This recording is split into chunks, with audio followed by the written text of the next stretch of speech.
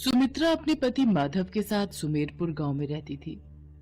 वो भगवान गणेश में बहुत आस्था रखती थी और निस्वार्थ भावना से उनकी पूजा किया करती थी।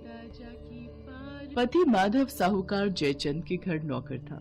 साहूकार जयचंद बहुत ही खड़ूस स्वभाव का था। वो अपने सभी नौकरों पर बहुत सख्ती रखता था।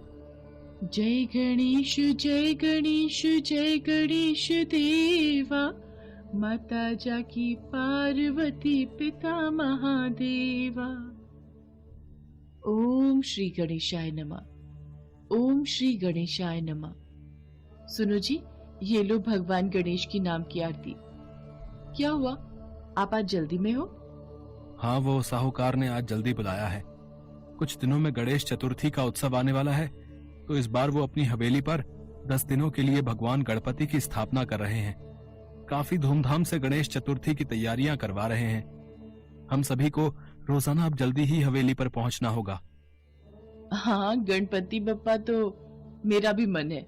मैं उनकी एक मूर्ति स्थापित करूं, गणपति बप्पा की सेवा करूं, उसके बाद विधिवत उनका विसर्जन करूं, पर इस सब में पैसे भी तो चाहिए। अरे तुम चिंता क्यों करती हो? साहूकार के घर में जितने दिन भी ज्यादा देर काम करूंगा, उतने वो पैसे बढ़ा कर देंगे। उन्हीं पैसों से हम गणेश चतुर्थी में पूजा पाठ की सामग्री की व्यवस्था कर लेंगे। अच्छा, मैं जा रहा हूँ। माधव साहूकार के घर काम पर चला जाता है। सब नौकर काम पर लग जाते हैं। माधव भी पंडाल बनाने के काम में लग जाता है। एक दिन एक नौकर पंडाल की रस्सी बांध रहा था। अचानक उसे बचाते हुए माधव के पैर में चोट लग जाती है। एक और काम बढ़ा दिया। एक काम ठीक से नहीं होता। जा मोहन, इसकी मरहम पट्टी करवा कर घर छोड़ा। अब किसी और को इसकी जगह रखना पड़ेगा। माधव, तुमने मुझे बचाने के चक्कर में खुद को चोट खा ली। तुम्हारे पैर पर टांके आए हैं। अब तुम्हें कुछ दिन आराम करना होगा। ये क्या हुआ? आपको पैर पर चोट कैसे लग गई? भाभी, मुझे बचाते हुए माधव का पैर जख्मी हो गया।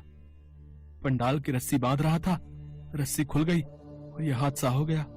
लगा थोड़े पैसे जुड़ जाएंगे तो इस बार गणेश चतुर्थी में काम आ जाएंगे, पर भगवान गणेश पर विश्वास रखो।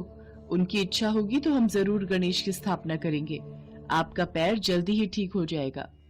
पैर में चोट लग जाने से माधव बहुत निराश हो गया था।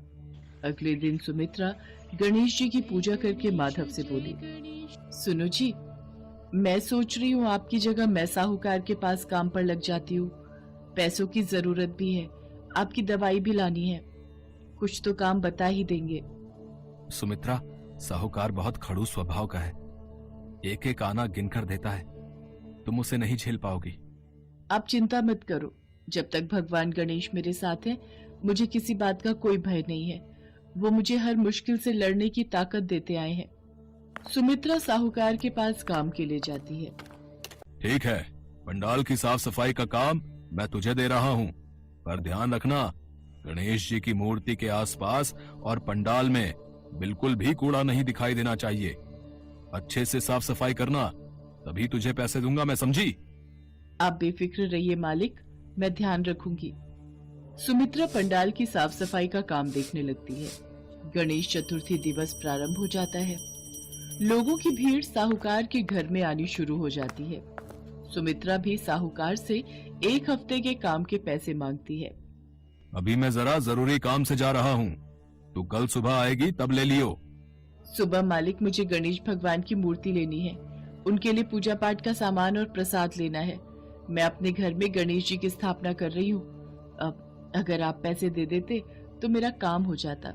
एक दिन की ही तो बात है, हैं? अभी मुझे अंदर वापस जाना पड़ेगा, फिर मुझे तिजोरी खोलनी पड़ेगी। अभी अपना काम चला ले, कल दे दूंगा। चल लाखन, गाड़ी निकाल। अरे मुरारी, तू? अच्छा हुआ तू आ गया। यहाँ पर बहुत सारा काम है। एक काम कर, तू अपनी दीदी के पास अंदर जा, मैं थोड़ी देर में लौट कर तेरे से बात करता हूँ। ठीक है जीजा जी। वैसे आपने गणेश चतुर्थी के उत्सव की सजावट बहुत सुंदर की हुई है। जरा दर्शन करके ही हवेली के अंदर जाता हूँ। हाँ हाँ, अभी तो शाम की आरती के लिए सब इकट्ठे होंगे। मुरारी साहूकार का साला है। वो गणेश चतुर्थी उत्सव के लिए यहाँ आया है। सुमित्रा भी घर चली जाती है। उसका मन उदास था, उसके पास पैसे नहीं थे। सुमित्रा के पास 50 रुपए ही रखे थे जिसकी वो एक छोटी सी भगवान गणेश की मूर्ति खरीदती है। उसके पास पैसे भी नहीं थे कि वो प्रसाद फल मेवा खरीद सके, इसलिए वो भगवान गणेश के आगे चीनी रख देती है। सुमित्रा शाम की आरती करती है, तभी साहूकार पुलिस को लेकर उसके घर आता है। इंस्पेक्टर साहब, ये रही चोर। इसी ने पंडाल में रखी दान पेटी में से पैसे चुराए हैं और कहीं छुपा कर बैठी है। कैसी बातें कर रहे हैं मालिक? मैंने कोई चोरी नहीं की, मेरा विश्वास कीजिए। हे गणेशा, मेरी मदद करो। मालिक, हम गरीब जरूर हैं पर चोर नहीं। मेरी पत्नी गणेश भगवान की बहुत पूजा करती है, वो ऐसा घिनौना अपराध नहीं कर सकती मालिक। जीजा जी, ये गरीब लोग ऐसे ही होते हैं, भगवान की झूठी पूजा भक्ति की आड़ में हाथ साफ कर लेते हैं।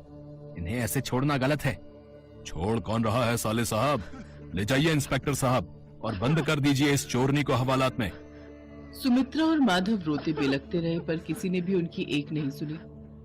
सुमित्रा को पुलिस ने जेल में डाल दिया। माधव का पैर जख्मी था, वो बेचारा उसी हालत में पुलिस थाने पहुंचा, पर पुलिस ने उसे सुमित्रा से मिलने नहीं दिया। सुमित्रा भगवान गणेश का ध्यान करती है। माधव भी घर में स्थापित हुए गणेश जी की मूर्ति के सामने विनती करता है। उनकी प्रार्थना कैलाश पर्वत पर भगवान गणेश तक पहुंचती है। भगवान गणेश भक्त की पुकार सुनकर क्रोधित हो जाते हैं और साहूकार के स्वप्न में दर्शन देते हैं।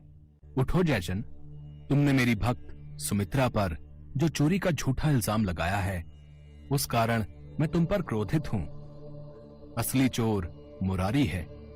मेरी भक्त सुमित्रा को यदि तुम्हारे कारण कोई भी कष्ट हुआ तो मैं तुम्हें कठोर दंड दूंगा। जाओ, इसी वक्त मेरी भक्त सुमित्रा को जेल से छुड़वा लो, ये मेरी आज्ञा है। इतना कहते ही भगवान गणेश अंतर्ध्यान हो गए।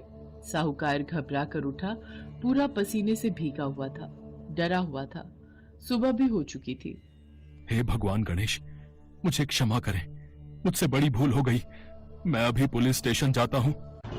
साहूकार पुलिस स्टेशन जाता है और मुरारी असली चोर है, इस बात की गवाही देता है। पुलिस सुमित्रा को छोड़ देती है।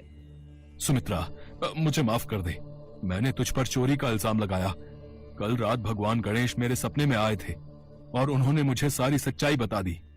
क्या भगवान गणेश स्वयं मेरे लिए आए थे? हे देवा, आपकी लीला अपरंपार है। साहूकार मुरारी को आज के बाद अपने घर में न आने की धमकी देकर वहां से भगा देता है। सुमित्रा घर जाती है। माधव उसे देखकर खुशी के मारे रो पड़ता है।